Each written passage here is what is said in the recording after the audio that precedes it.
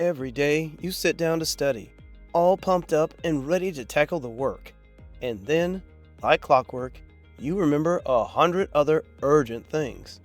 Your friend needed help, you forgot that one thing at the store, or suddenly your brain is juggling everything except studying. Don't agree? Well, then meet Joseph, a university student who thrives on last-minute chaos, just like you and me. So, Joseph gets assigned to write a novel. On Monday, he's inspired by some amazing book and confidently declares, "This week, I'll start my first draft." But by Tuesday, he's already sidetracked. He promises himself he'll start after class, but ends up binge-watching a series instead. "Just one more episode," he mutters, until he blinks, and it's midnight.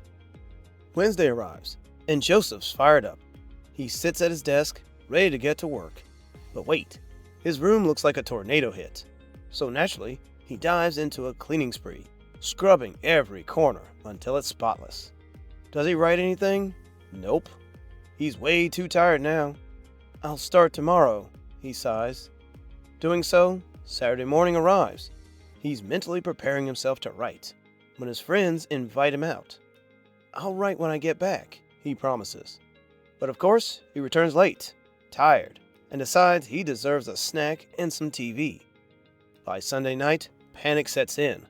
With just 24 hours left, Joseph locks himself in, fueled by a heroic amount of coffee and snacks. He types furiously, pouring his heart out, only to realize that pressure isn't helping and his brain's just gone blank. And results? Nothing comes out. Sounds like someone you know, right? Well, Joseph isn't just a character, he's pretty much you, the ultimate procrastinator, watching yet another video on how to stop procrastinating. But do not worry, this time's different. But this time it's different. You're actually going to learn why procrastination happens.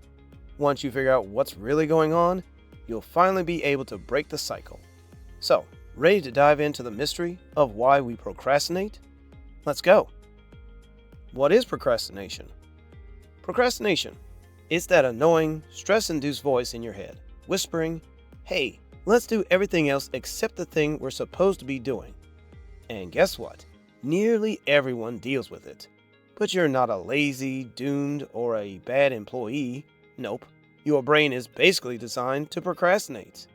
Since the days of Cicero, we've known that procrastination isn't just annoying, it can seriously mess with our well-being.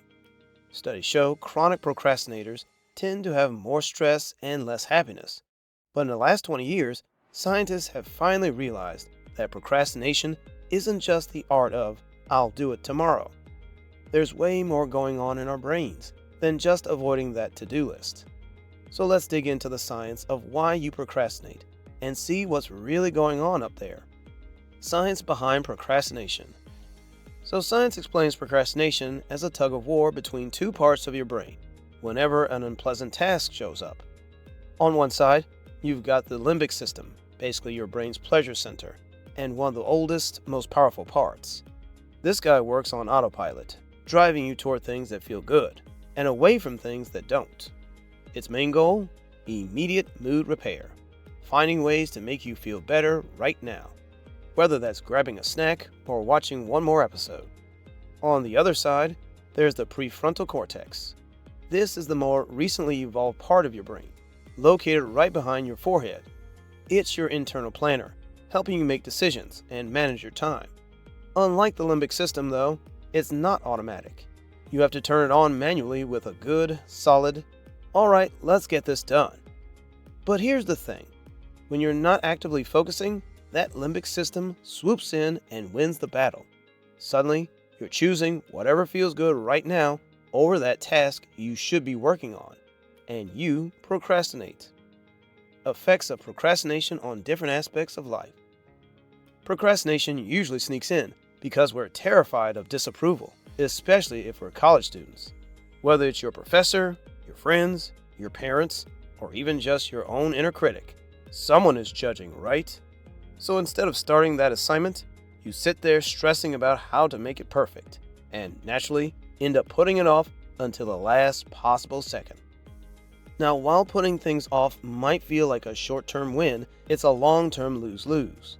Procrastinating in school can mean lower grades, missed deadlines, and a mountain of frustration as things pile up. At first, it may seem like no big deal to turn in a few things late, but over time, this stuff adds up. And yes, that can affect your overall grades and even your chance of getting into college. So thanks, procrastination, for really being a team player here. Of course, if you're already in that cycle, then you know the struggle. It's frustrating. Motivation tanks and stress goes up, all while your to-do list just sits there, judging you silently. Procrastination doesn't just mess with your academic life, it messes with your personal life too. Putting off exercise, meals, and even regular sleep can hit your health hard. Plus, procrastination is the best friend of stress and anxiety, pilling on the fear of failure and turning each deadline into a mini panic attack. And the stress from procrastination is so real that the Mayo Clinic says it can lead to headaches, stomach aches, muscle tension, and even lowering your sex drive. So yes, procrastination might seem fun at first, but it's a real buzzkill in the long run. And if that's not enough, procrastination can even lead to missed opportunities. You might have to skip a fun event because you're frantically cramming for an exam you barely remember was happening. Time management and being proactive are what help you actually make the most of life's good stuff. But is there hope of getting out of this procrastination doom loop? Absolutely. You can escape if you're ready to break the cycle and try out a few new tricks. So let's dive into the tips and say goodbye to the stress. Tips to deal with procrastination. First of all, number 1, establish routines. Routines are a game changer. They help calm that pesky fear of failure by giving you little victories and setting a positive vibe for your day. Picture this. You wake up, brush your teeth, make your bed, and whip up a healthy breakfast you actually planned the night before. Boom! In just 30 minutes, you've already scored 4 mini wins. You're basically a morning superhero. Routines also save you from decision fatigue, that brain overload that comes from making too many choices. If you pick out your outfit and meals the night before, your mornings become as smooth as butter. Seriously, who wants to spend precious morning time wondering if those pants still fit? By scheduling these tasks in the afternoon or evening, you can glide through your mornings like you own the place. So in short, sticking to a routine can help tackle 2 major culprits of procrastination: fear of failure and decision fatigue. Who knew being organized could feel this good? Number 2, break your tasks into small chunks. To kick procrastination to the curb, start by doing just a tiny bit of work when you feel the urge to put things off, even if it's just for 5 minutes. You'd be surprised how much can get done in a short time. Taking these small steps can really help change your procrastination habit and inch you closer to your bigger goals. This method of breaking tasks into smaller chunks works in all kinds of situations, whether you're battling an overwhelming school project or just trying to keep your home from looking like a disaster zone. For example, spending just 2 minutes cleaning your apartment might not seem like much, but over time, it can lead to some serious results. Now, if you're staring down a massive 25-page paper, don't panic. Just slice it into 30-minute segments. This way, it feels a lot less like climbing a mountain and more like a casual stroll in the park. Tackling those smaller pieces helps you dodge the long-term stress that comes from procrastination, making life feel a whole lot easier, and maybe even a little more fun. Number 3, positive self-talk can help. One of the biggest reasons we get stuck in the procrastination loop is that we don't give ourselves enough of a confidence boost. Seriously, when you take a moment to listen to your inner thoughts, it's wild how much we beat ourselves up compared to how we talk to a friend. So let's make a change. Instead of saying things like, "I'm such an idiot," try replacing it with, "I know I can do better next time." Think of it as upgrading your inner dialogue from dial-up to high-speed internet.